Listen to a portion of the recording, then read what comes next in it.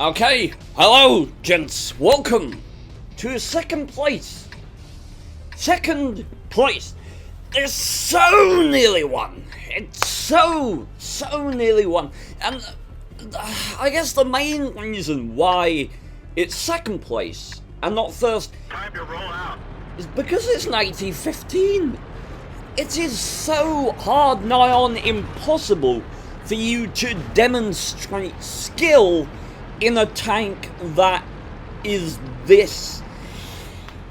that has this much of a grudge against any kind of versatility in any shape or sense or form. Like, literally, to have a good game in this tank, you need the enemy to be incompetent. That's not to say Gale here is not a accomplished player. He is a very respectable player, at least statistically. But an AG-15, you know, it's like a T95. You get those games where you do well and you feel like they're kind of handed to you on a platter. That said, let's see what Gale can pull off. The enemy have sent nothing to this northern side of the map. Seems that they've all gone to the southeast corner. Well, so southeast, no, garrisoned in the middle right now. But I mean, the AG-15, I believe it has 228 millimeters of frontal armor, 152 at the side and 101 at the rear. That's off the top of my head. And it's got this beautiful gun which pushes out such majestic DPM. And now, this line, I mean, from 5 to 9, you've got the AG-2 to the Tortoise. Obviously, about 20 kilometers an hour top speed, and you've got these rapid-fire high DPM guns. But the predecessor to this tank, the AG-7, you've got the AG-2, then the AG-8, then the AG-7, and all of those tanks lack in gun arc, so left and right, and they lack in gun depression. The AG-15 gets both of those. It can turn its gun a really impressive amount to the left and the right, helps when it's getting outflanked, much like the Tortoise, and it has really quite respectable gun depression when compared to something like the AG-7, and that is going to come in handy in this game. Now, this is what I mean. In another tank, in a medium tank, you'd have options of how to engage here, but in the AG, Gale has just got to slam forward, literally take the quickest route to the enemy team.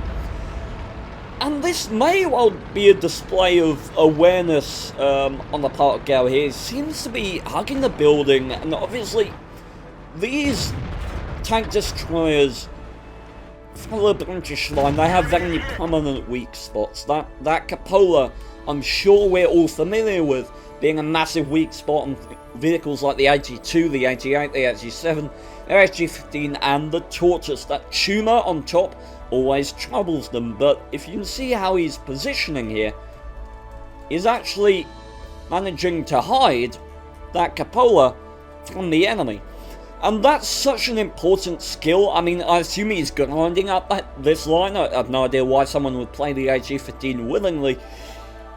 Although, it's not a bad tank, it's just, it's not fun for me in particular. Maybe I'm being too judgmental, but that is something that you learn. If you're passionate about this line and you're really enjoying playing it, you just start just instinctively using cover and the right-handed corners to hide that cupola because of the frequency that you'll get penned in it. There's bouncing shots from long distance here, but I mean, this is the quality of these tanks. Because the weak spots are that small, he really doesn't have to worry about incoming fire. One weak spot I should mention on this tank is actually the gun. If you shoot right in the gun of the AG-15, right there, that is 0mm of armor. As long as you don't hit the gun externally, you shoot there, you'll most likely kill the gunner and knock out the gun. So, yeah. The more you know, and suddenly AG-15 plays. Jeez. Okay, so 20 kilometers an hour top speed, and the Annex 1375 is saying good job noob heavies, but the heavies did nothing wrong. They just went to a place where they expected to fight and didn't get one. Like, there was literally nothing wrong with that. The scores are 1-7. Just remember that 1-7. Jeez, until the super potion manages to pull one back on T32 that Gale managed to bitch slap half to death earlier. Let's try to get a shot at this guy over the super potion. And he has got a whole host of targets in front of him. I mean, is this lovely or scary from AG-15? I'd suggest both, because the reload is so good that in a situation like this, you're going to be able to take advantage of it. But, as aggressively as you might want to play on these tanks, you can see the gun depression coming in handy here. Look at this. That is damn impressive. And the Tortoise as well has 10 degrees, which is just... oh, so amazing! Just to bounce one off of the KV-3 here, but the thing about this gun is it keeps harassing. The thing about this line from tier 5 to 9 is that is their job. They just keep shooting. Which is to throw one over the hull of the T32 as he yellows out in front of him and then starts going to town on a Tiger. On the other side of the map, obviously, has been camping on the hill with the newly buffed accuracy of that tank. Makes it a very good sniping gun on the Tiger 2. Now, I like this positional play from Gale here. It really does show that he's been playing these tanks a decent amount. He knows what he's doing. And he's just feeling uncomfortable, and you do get this. I played up this line myself. It was one of the first lines I played up in this game, and you do get feelings. Just when you're in a situation like this, you want to distance yourself. And the objective with that is to keep as many targets directly in front of you as you can. You guys remember my flashlight analogy or my torch analogy? Shoots a building down there, and it enables the Oni to pick up damage. What was I saying? I was talking about feelings that you get in these tanks. But, yeah, the flashlight analogy, it goes well in these non-talented TDs as well. You want all of your tanks, enemy tanks, to be in front of you so that you can focus up your engagement onto all of them at once, and that's exactly what Gale's trying to do here. Trying to make sure that no one comes around behind him, that he can keep his frontal armor pointed to everybody, and the best way for him to do that is to get some distance. This is what I mean. An IS-6 firing at an AG-15 frontally, with AP no less, it's just, you've got no chance really. I mean, even if you hit the weak spots, and I love this. I love this. He's been outflanked by an by an M41 Walker Bulldog, right? Just observe how much damage this guy does to him.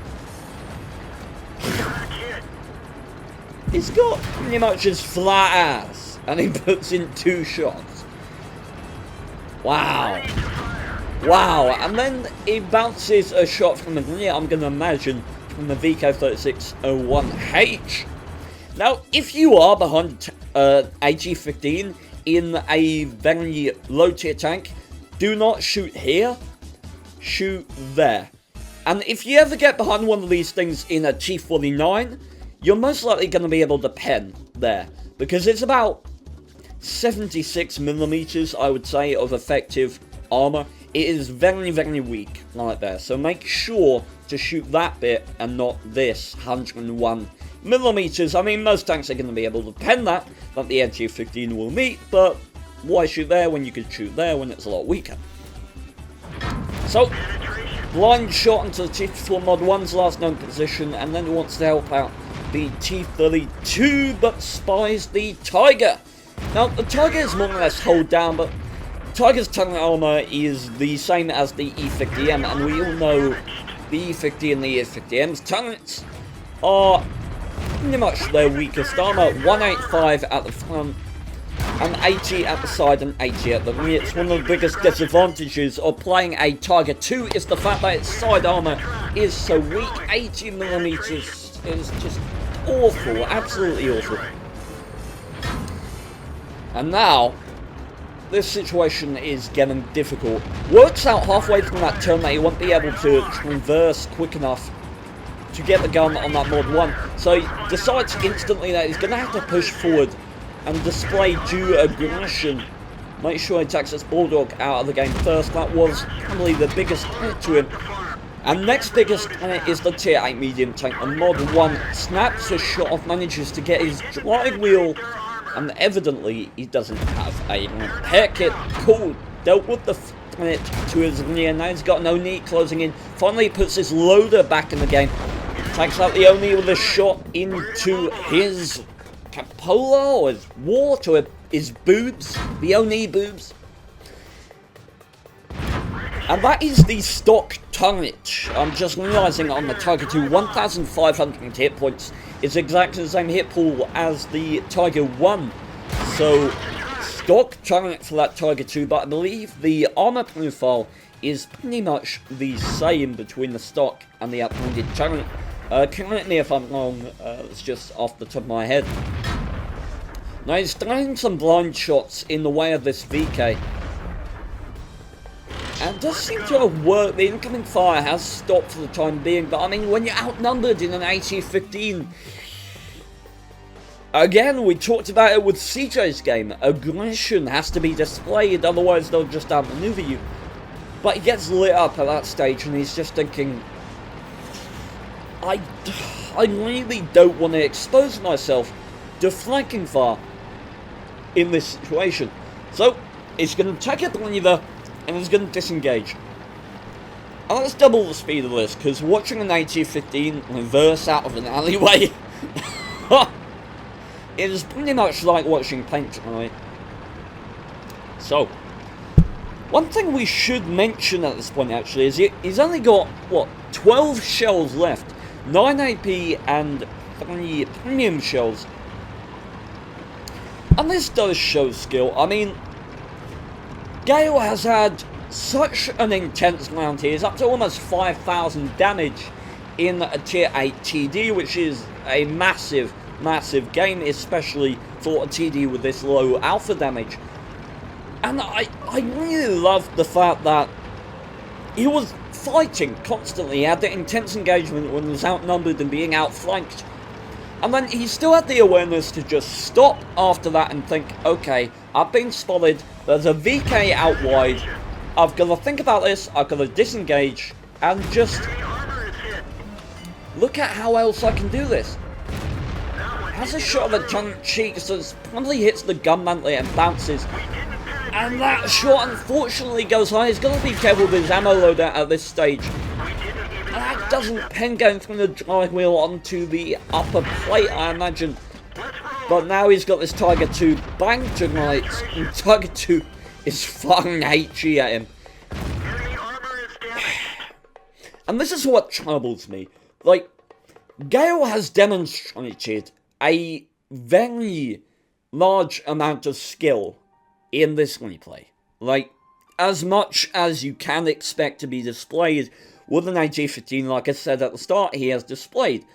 But, if there were good players, I mean, that IS... Oh, it was the IS-6.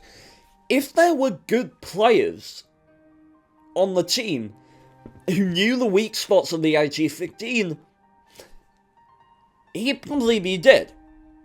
Now, that's no bad comment on the skill of the player, but the skill cap of the tank, because it can be outplayed so easily. And that's what troubles me when commentating on a replay such as this, is that I wish it was a more skill-based tank. You know, I mean, frontal armor is all well and good, but you don't have to do anything to use it. It's not like an IS-4, where your angling affects the outcome. With 80-15, it's just point your front, it's like an IS-7. Point at your enemy, shoot.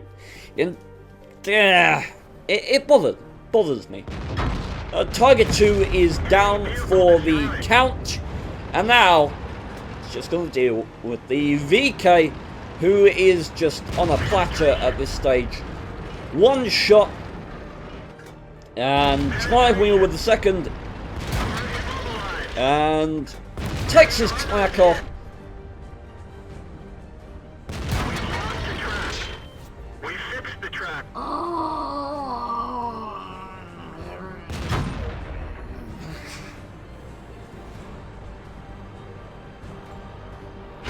Drive on.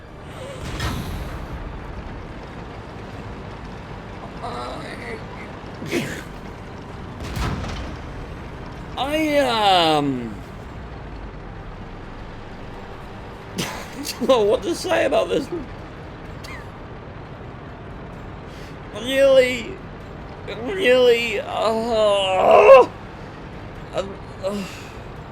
this is just like, how can you watch this? Jeez. Come on, we'll get through it together, guys. We'll get through it together. Hold my hand. Almost 7,000 damage. 7,000 damage for Gal in his AT-15. This vehicle has had it. For being put down due to his lack of ammunition. And you've got to be screaming at the stars, cursing hindsight for all those shots that you fired into the buildings and into the turret of the Tiger II. I've done the same thing myself with the game I had in the comic, which I could have won were it not for some shells squandered where they didn't need to be. But still, a fantastic game nonetheless, worthy of second place, and I will now go straight on to commentating on the winner of the replay. But a big congratulations to Gail. I'll be emailing you and all the finalists, probably tomorrow actually, about what you would like from the gift shop, and until next time. Well, Jingle! Sure. No.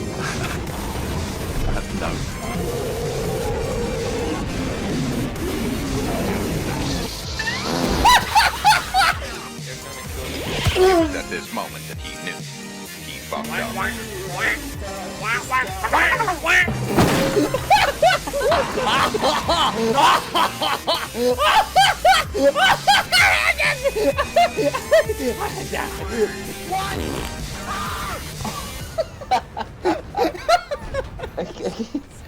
Can you stop camping, please, killer?